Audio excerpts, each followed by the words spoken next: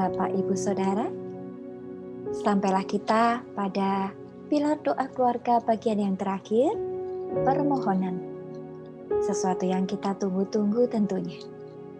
Pilar doa keluarga yang keempat, permohonan, akan disampaikan oleh Ibu Februarianti. Namun sebelumnya mari kita mengambil sikap doa dan menaikkan doa Bapa kami dalam nyanyian.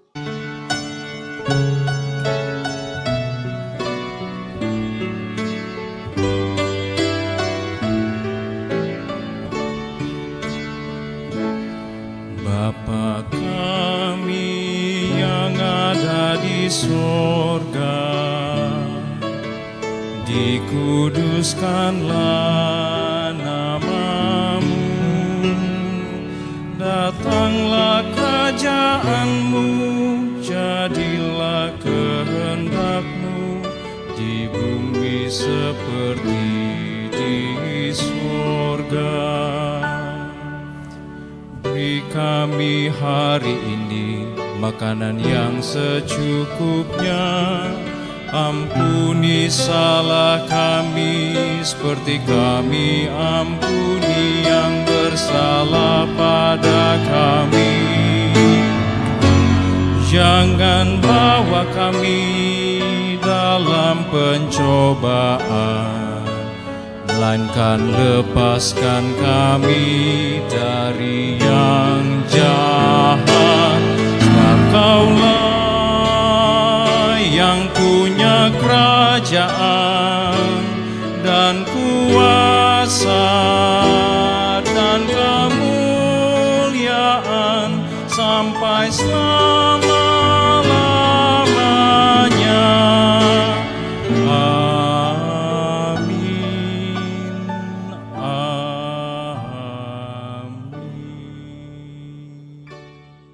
Shalom jemaat sekalian, bersyukur bisa berjumpa lagi dalam pembahasan doa Bapa kami.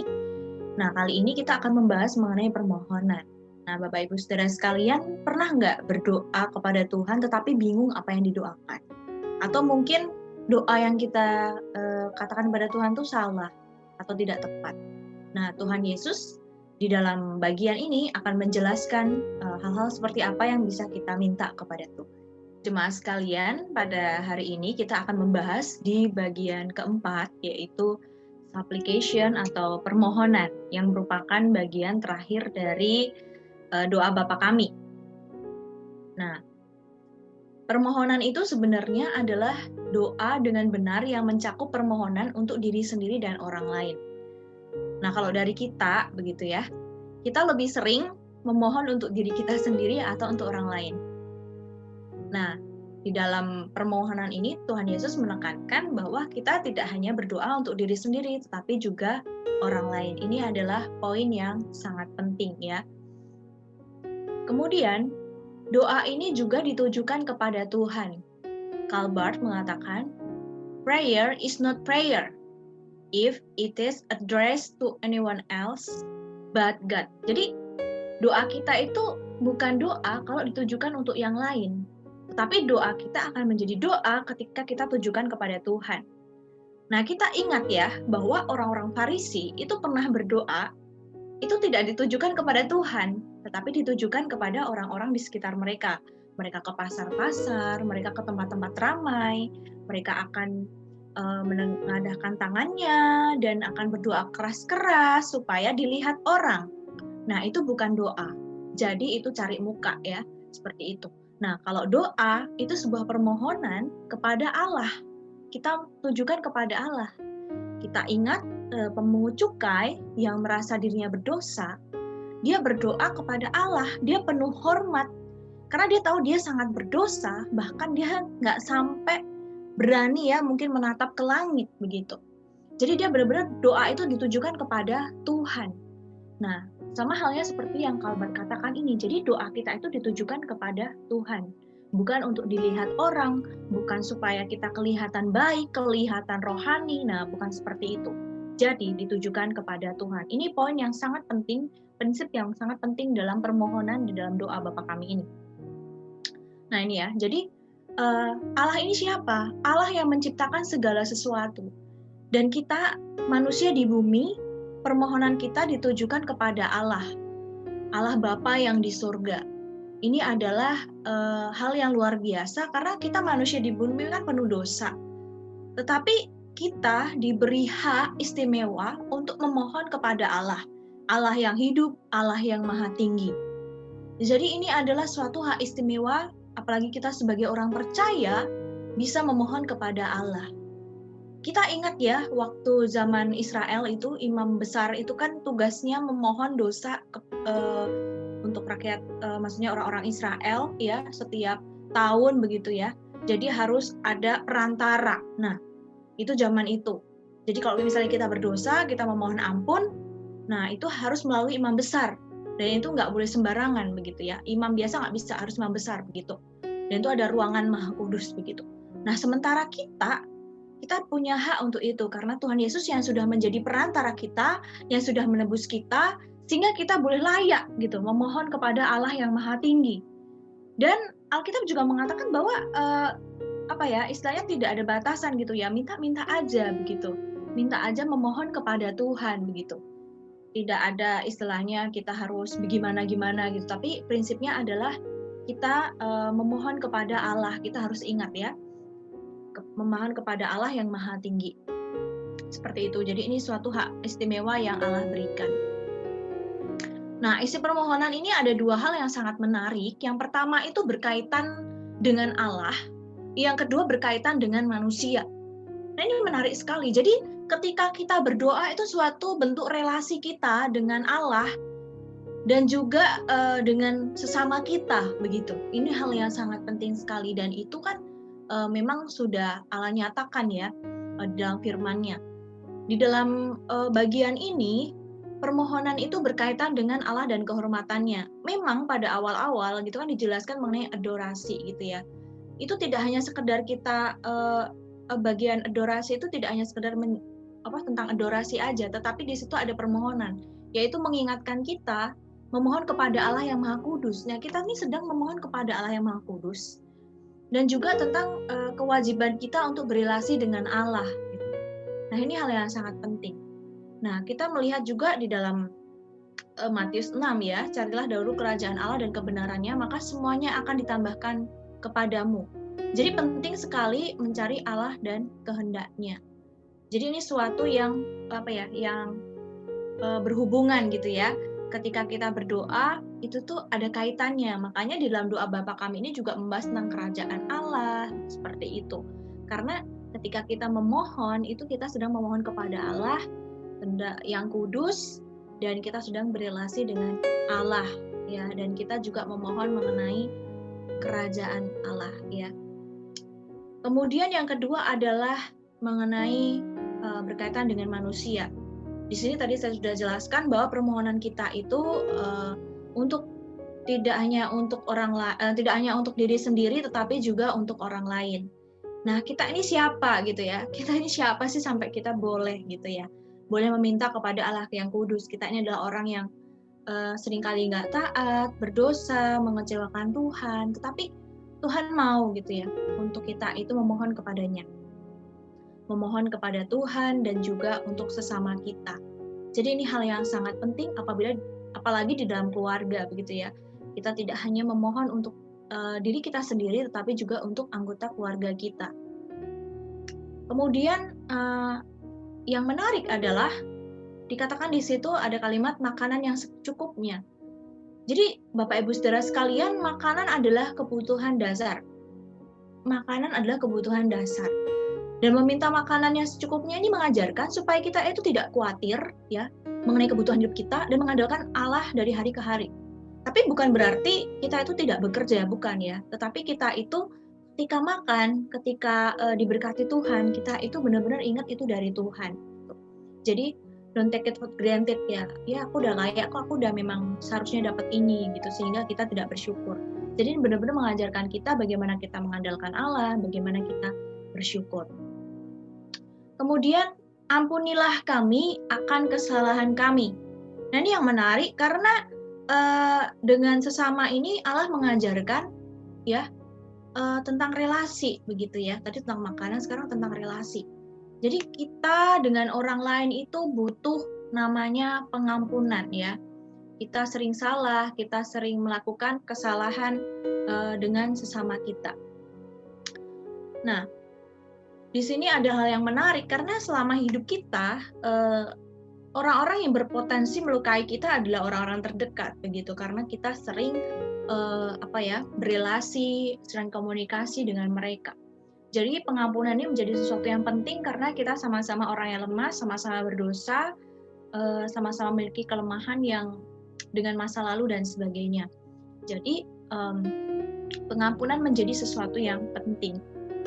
Nah, Allah juga mengajarkan kita untuk memohon pengampunan dan mengampuni orang lain, gitu ya. Kristus sebagai jaminan permohonan kita. Jadi kita juga ingat bahwa kita pun tidak hanya butuh pengampunan dari Allah, tapi kita juga perlu mengampuni orang lain, karena orang lain juga butuh pengampunan dari kita. Dan kita tahu bahwa dosa orang lain kepada kita tuh lebih sedikit dibandingkan dosa kita kepada Tuhan. Gitu. Mungkin kita berbuat salah kepada orang lain atau orang lain berbuat salah kepada kita tuh untuk hal-hal tertentu. Tetapi semua dosa-dosa kita itu benar-benar itu mengecewakan hati Allah, dan itu semua dosa kita itu kan berdosanya kepada Allah gitu. Seperti itu. Ya, jadi kita sangat membutuhkan pengampunan, makanya ini ditulis dalam bagian ini. Kemudian, dan janganlah membawa kami ke dalam pencobaan, tetapi lepaskanlah kami daripada yang jahat. Jadi kita sadar kita hidup di dunia yang penuh dengan dosa begitu ya. Ada si jahat, ada cobaan-cobaan, ada godaan-godaan begitu. Nah, jadi kita butuh gitu ya untuk perlindungan dari Tuhan. Nah, setelah kita berdosa, setelah dosa kita diampuni, kita memohon supaya tidak lagi tergoda terhadap dosa begitu ya. Sekalipun itu menjadi sesuatu yang sulit karena bisa saja kita jatuh dalam dosa yang sama. Tapi di sini ada suatu kerinduan supaya kita bisa dijaga dari segala godaan atau kita menang terhadap godaan. Jadi ini adalah hal-hal yang penting di dalam permohonan di bagian doa Bapa Kami. Ya, terima kasih untuk penjelasannya, Guru Injil Bible. Ada satu hal yang ingin saya tanyakan, mengapa ya dalam doa Bapa Kami itu ada permohonan tentang pengampunan dosa? Ya, hal ini penting karena memang salah satu kebutuhan terbesar kita adalah pengampunan dosa. Kita adalah orang yang berdosa, memiliki natur dosa, di mana kita bisa berdosa kepada Allah, bisa bersalah kepada sesama, dan sesama juga bisa bersalah kepada kita. Jadi ini adalah hal yang sangat penting, permohonan yang sangat penting gitu.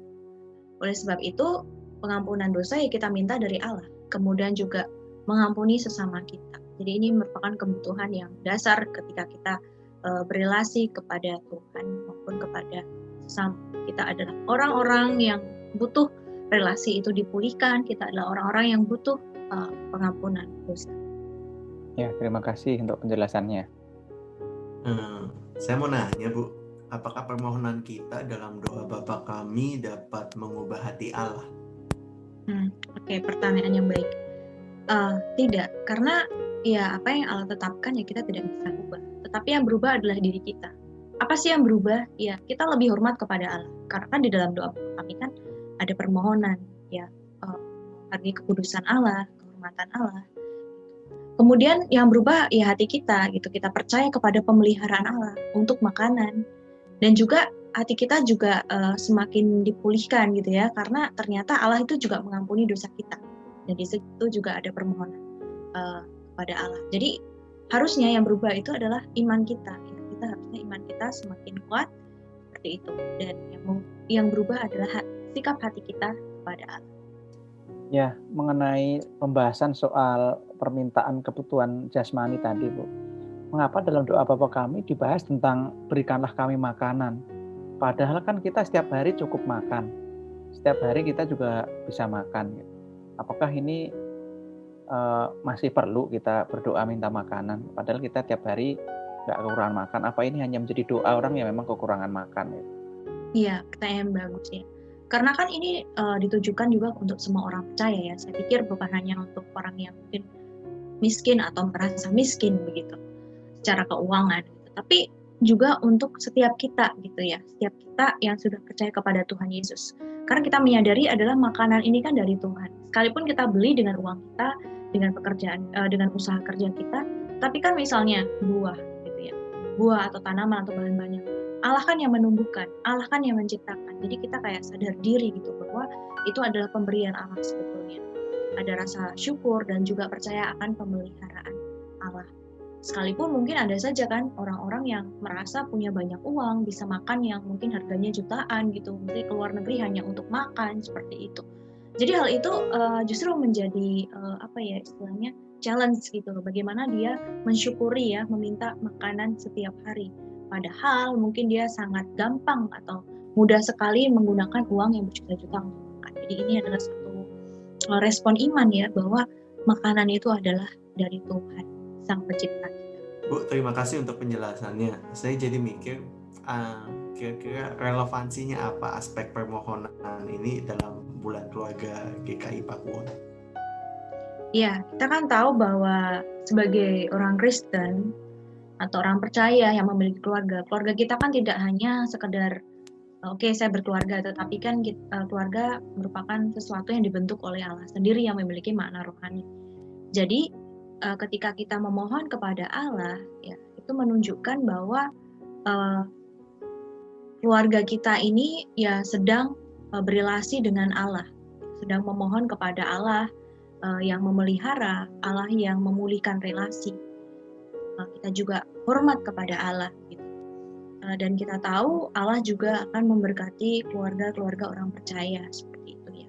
Apalagi di dalam keluarga itu kan memang ya ada masalah gitu kan, entah itu secara ekonomi, apalagi lagi pandemik ini banyak usaha-usaha yang kolaps gitu ya. Jadi kita butuh gitu ya untuk memohon kepada Allah ya, di dalam ekonomi keluarga, di dalam relasi dalam keluarga. Pasti banyak lah ya keluarga Kristen apalagi pada masa pandemik ini begitu ya, memiliki masalah dalam keluarga gitu, entah relasi suami istri, kemudian dengan relasi dengan anak gitu, atau dengan orang lain seperti itu di bidang kerjaan mereka.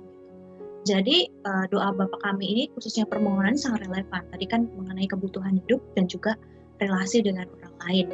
Dan kita juga mengingat bahwa keluarga pun juga tetap harus menghormati Tuhan gitu kan. Tadi tentang kerajaan Allah, tentang kekudusan Allah, seperti itu. Oke, Bapak Ibu Saudara sekalian, hari ini saya mengajak Bapak Ibu Saudara sekalian untuk berdoa. Mari kita berdoa. Bapa dalam surga, kami sungguh bersyukur karena sebagai anak-anak Tuhan yang Engkau kasihi, Engkau memberikan hak istimewa bagi kami untuk memohon kepada Tuhan. Allah kami yang hidup, Allah yang menyelamatkan kami, Allah yang mengasihi kami. Saat ini Tuhan, kami bersyukur kepadamu untuk segala hal kebaikan Tuhan yang Tuhan nyatakan di dalam kehidupan kami. Pada saat ini Tuhan, kami berdoa ya Tuhan, untuk keluarga-keluarga yang bergumul secara ekonomi, karena masa pandemik ini, kiranya Engkau yang boleh memberkati melalui usaha pekerjaan. Mungkin di antara mereka harus banting setir, membuka usaha lain. Tuhan yang sendiri boleh memberkati melalui usaha-usaha yang dilakukan. Kami juga berdoa ya Tuhan, mungkin pada masa pandemik ini, banyak relasi yang renggang antara suami istri, suami dengan istri dan juga mungkin anak-anak dengan orang tua mereka atau dengan saudara kandung. Kiranya ada belas kasihan dari Allah, pengampunan dosa dari Allah yang memulihkan setiap relasi anggota keluarga. Kami juga berdoa ya Tuhan, supaya melalui doa Bapa kami ini, kami boleh belajar banyak hal tentang iman kami dan tentang relasi kami dengan Tuhan, dan juga bagaimana kami memelihara relasi kami dengan sesama.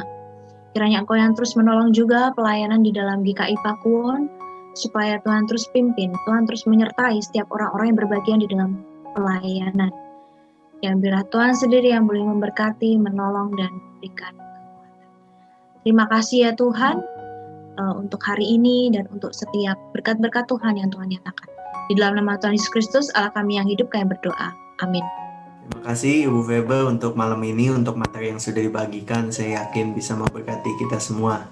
Terima kasih juga Bapak Ibu yang ada di sini, panelis juga Bapak Ibu yang ikut serta dalam acara ini. Tuhan memberkati. Bapak Ibu Saudara, Demikianlah akhir dari serial Pilar Doa Keluarga dengan pola doa Bapa kami, yaitu pujian, pengakuan dosa, pengucapan syukur, dan permohonan. Semoga setelah kita menggumulkannya selama bulan keluarga 2020 ini, keluarga kita boleh bertumbuh menjadi kebun anggur yang baik, yang menghasilkan buah yang manis, yang diberkati dan menjadi berkat. Tuhan Yesus memberkati.